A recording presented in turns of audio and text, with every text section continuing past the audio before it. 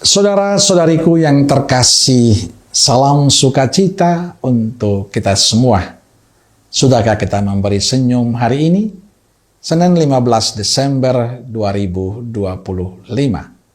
Hari biasa pekan ketiga Advent. Mari kita awali permenungan kita dengan tanda kemenangan Kristus. Dalam nama Bapa dan Putra dan Roh Kudus. Amin. Permenung kita diambil dari Injil Matius bab 21 ayat 23 sampai 27. Lalu Yesus masuk ke bait Allah, dan ketika ia mengajar di situ, datanglah imam-imam kepala serta tua-tua bangsa Yahudi kepadanya dan bertanya, "Dengan kuasa manakah engkau melakukan hal-hal itu?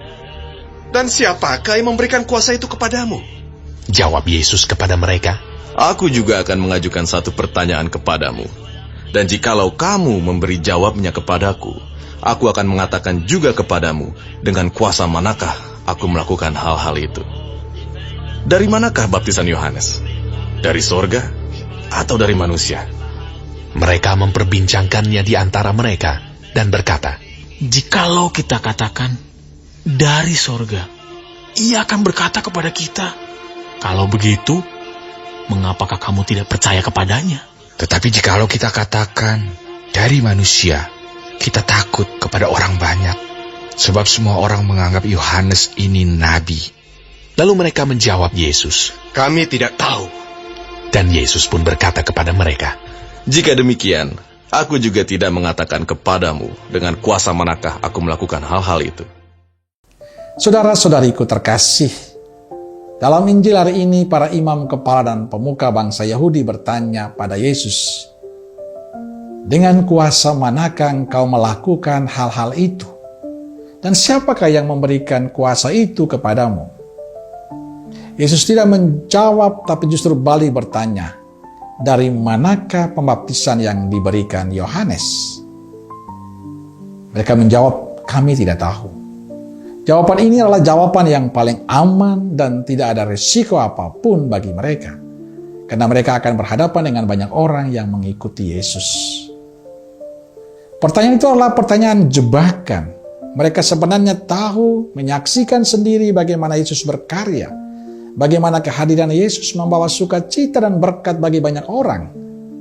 Tapi karena mereka kurang rendah hati dan penuh syukur, apapun kebaikan yang dilakukan Yesus mereka abaikan.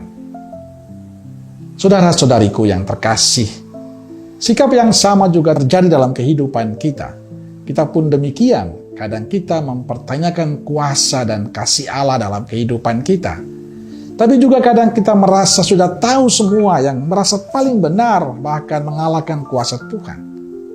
Inilah keangkuhan kita manusia. Maka janganlah mencobai Tuhan Allahmu. Sepandai dan semampu apapun kita, tetaplah kita manusia biasa yang penuh kelemahan, penuh kekurangan. Kita perlu bersyukur.